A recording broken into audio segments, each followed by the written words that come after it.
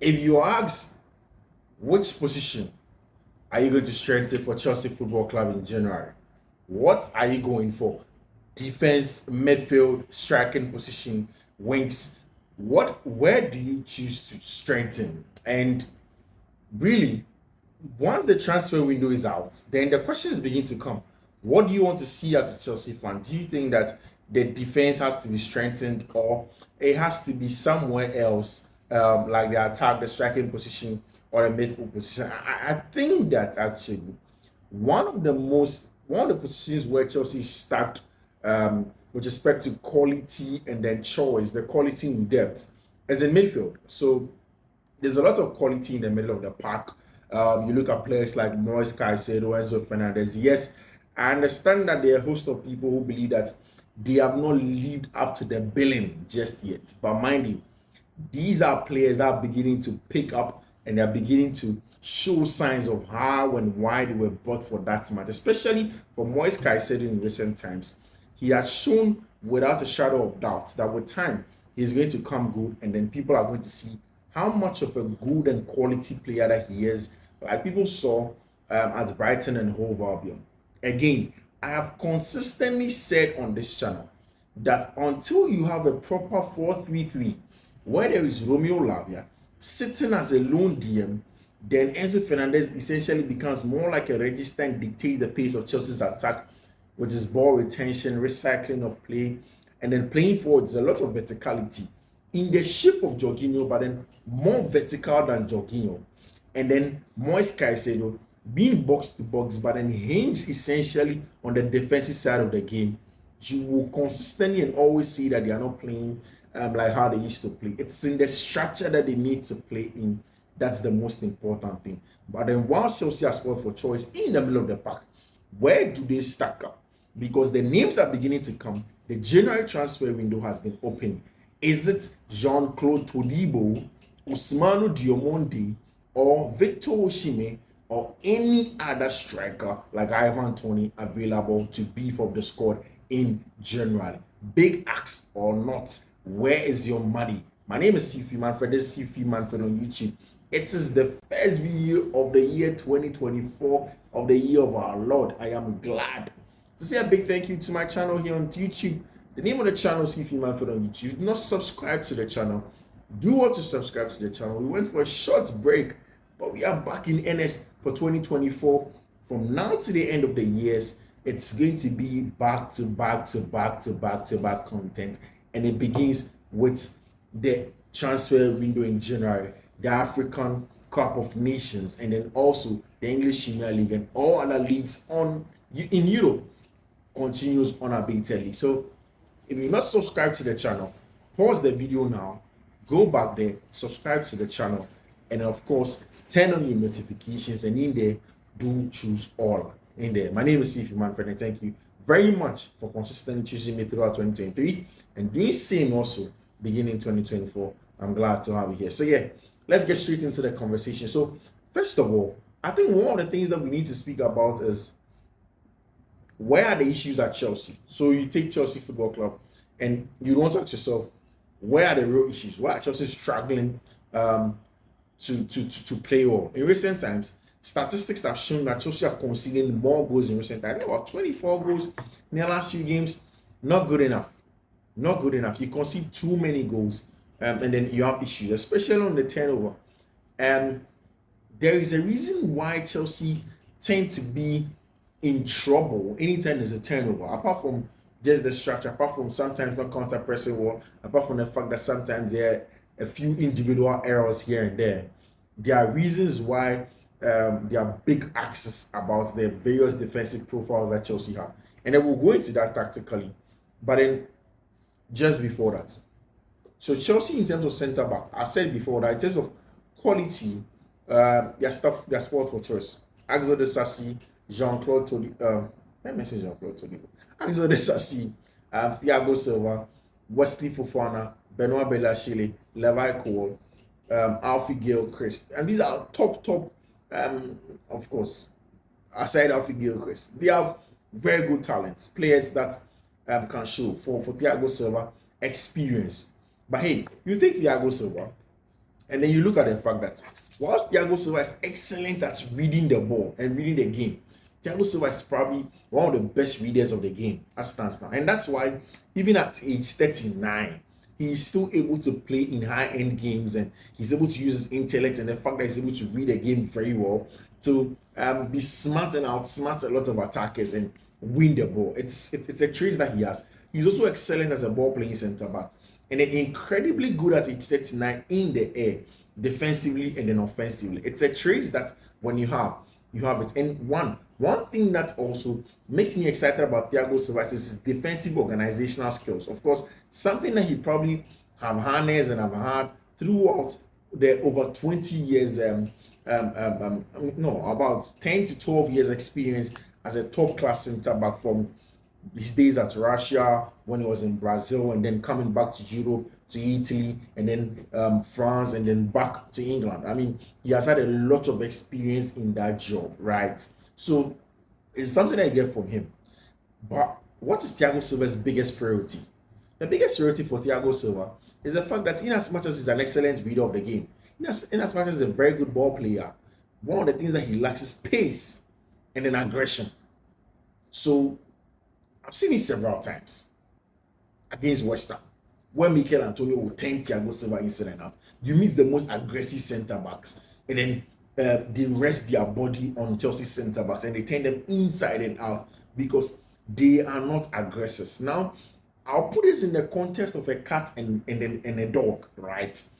There are some defenders that are gentle like cats. So you look at Arsenal for one, and you have Gabriel Magalhaes and William Saliba. Gabriel is the dueler. He's the dual monster. He's the aggressor. He's the dog. He's the one that will go into those dog battles, take you to the gutters. If you are Mikel Antonio, if you are Romelu Lukaku, if you are Victor Osimhen, if you whoever, Ellen Brut Haaland, he will come at you with those battles. And even William Saliba has that trait as well. The trait where he also goes into duels and he's aggressive and he's not shy to get into those battles and dog fights and whatnot. He does them same. And essentially at high level football, you need a cat and a dog personality at centre back. Thiago Silva is just a cat. Gentle, reads the game nicely, pushes up, plays the ball out on the back, reads the game, steps in, makes the danger. All of those things he does them well. But sometimes in the turnover, you're being pushed with the ball, and you need to be more aggressive. You need to face it. You need to be a dweller. And that's where Chelsea sometimes fails. Especially, also, one of the things I've seen very well is when Chelsea centre-backs have to go out wide to go and defend, especially for Benoit Bellachile. I've said it several times here, that Benoit is exciting on the ball. One of the best passes on the ball.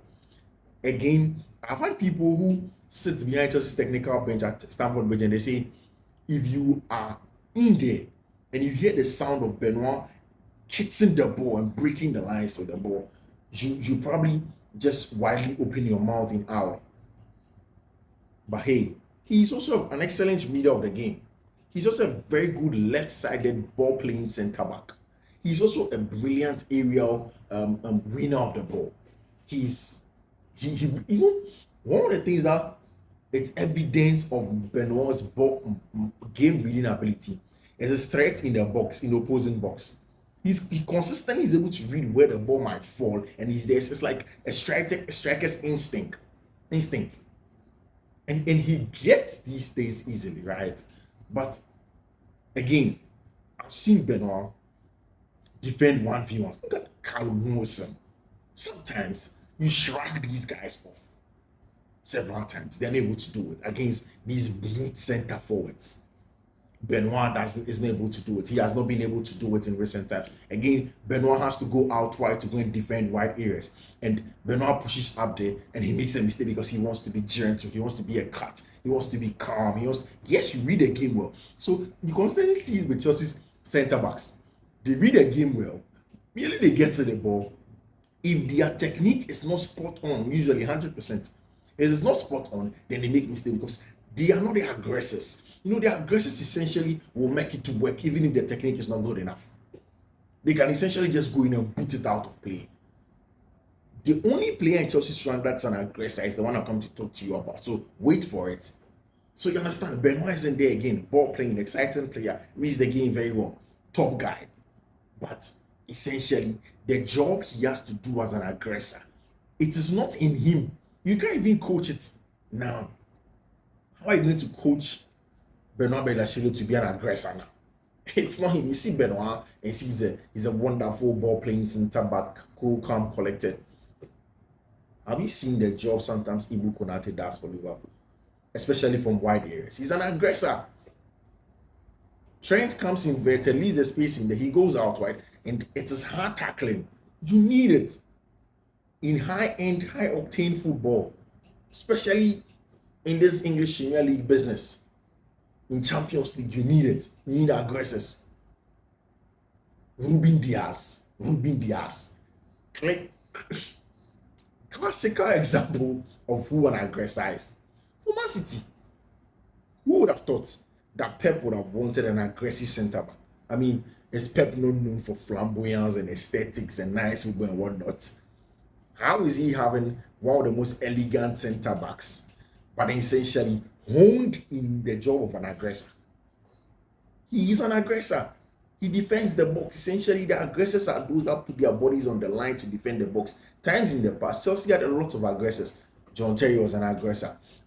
Gary Cahill was an aggressor. He put his body on the line. Even fullbacks like Ivanovic were aggressors. They were dogs in terms of personality in defending the box. Chelsea doesn't have that guy that puts his body on the line to defend the box now. I mean, I'm seeing traits like that in Alfie Gilchrist, who's an aggressor. So again, you want a critical example of what an aggressor can do. Just go back to the last action, Chelsea versus Luton Town. The ball goes out wide. Alfie Gilchrist is the man that goes in there. He's an aggressor. Immediately he goes in there, he doesn't try to even go into an inclined angle and then wait for the player to try and dribble. No. Takes the chances, wins the ball, plays forward. He's a dog. Oh, excuse my language. Yes, but he's a dog in terms of personality. Chelsea have a lot of cats in the team. Again, I've seen Axel Disasi. He is big. He is bulky. I've seen him being turned by, what's his name? The Liverpool centre forward, the Colombian. I've seen him being turned by him a couple of times. That game against Chelsea. Again, for wide area. Again, Chelsea versus West Ham. Disasi got turned again by Mikel Antonio. Because he's not an aggressor. He will back off. Try and read the game. It don't work. There's supposed to be a perfect balance of an aggressor and then a cat. The dog and the cat. To balance the center forward row, center back row. Then both of them can complement each other and get a job done. It is very, very, very, very important. And for me, these are just a simple characteristic profile that Chelsea is lacking as it stands now at centre back. And going into a January transfer window, I'm excited with the names that I'm seeing. You see, you look at somebody like Jean-Claude Todibo. Todibo is a very good centre back, experienced at Barcelona's La Masia, and that's why essentially he has that expertise in terms of right-sided ball playing abilities. Very good, reads the game well. But one of the things that Jean-Claude Todibo has that's transcends over almost every Chelsea player that's available now is that dog attitude. Jean-Claude Todibo is a dog. I mean dog, D-W-A-G. Yes, and he has the dog attitude, D-O-G attitude. He'll come into dog fights. He'll be aggressive. He'll be the aggressor. He will win the balls. He'll be combative. Yet he's also very good in terms of the ball playing skill set of a center forward. And he hasn't just shown it at Nice. He went to Germany, he showed it. Came back to France, he has shown it. He showed it at Barcelona. There's a reason why Ange Postecoglou and Tottenham Hotspur are in it. And Chelsea, I'm hearing today via a lot of the outlets in England that Chelsea are beginning to open talks with Jean-Claude Todibo. You see, and Todibo is going to be excellent if Chelsea are still unsure of Wesley Fofana. Wesley Fofana is one of the most aggressive centre backs that you get. He's an aggressor. He's a dog. He's the kind of guy that will go into battles, win them, and then play forward and all of these things. He is brilliant at it. So if you are getting Jean-Claude Todibo and Fofana is not recovering now, then it makes sense. My only problem is, what if Fofana recovers? Then why did you buy this Disasi? Is it that you are planning on getting Thiago Silva to go? I think that Thiago should be given an extra 1 year contract at Chelsea, even if he's not going to play a lot more. He is a stable, calm head that's going to be important in Mauricio Pochettino's backroom staff. At least 2 more years. Put him in there, get the players to calm down, and show him, give him a role. Even if it's Mauricio Pochettino's backroom staff, it's important.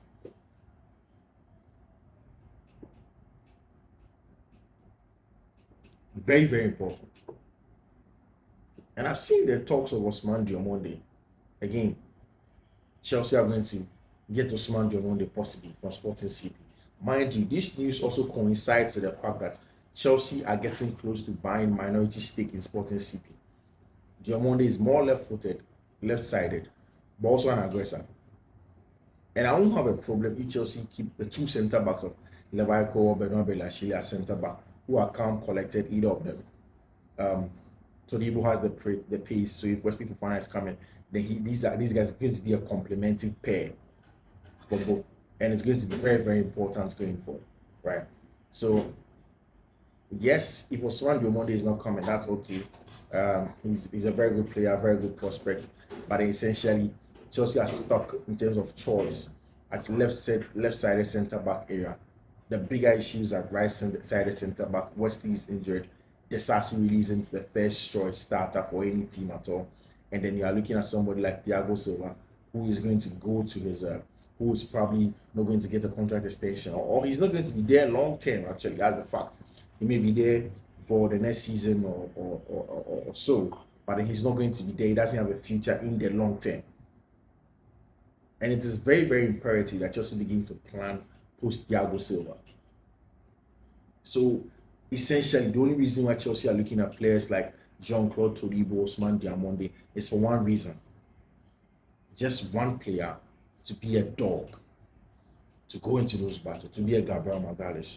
They are looking for Gabriel Magalhaes. They are looking for a Ruben Diaz. They are looking for Anibu Konate. They are looking for, who else? Christian Romero. I mean, those kind of attitude, those kind of personalities at centre back. It is very, very, very important. Very, very important, especially in the modern game. Yes, these guys are prone to getting yellow cards and red cards and suspensions and whatnot. But if it is done in the right way, they do it wisely. Look at how many times has Ruben Diaz gets a red card or a yellow card. How many times has Ibu Konate get sent off? How many times has yes, Christian Romero, he's a little bit indisciplined. But then hey, it's important. It's an important trait in the dressing room. You need somebody that's able to charge everybody around, that's able to back instructions of everyone, and then also go into tackles. So yeah, that's why Chelsea are chasing Jean-Claude Todibo and Ousmane Diomande. My name again is Fiifi-Manfred. Fiifi-Manfred on YouTube. I'm grateful for your time. Subscribe and turn notification. Let's go 2024.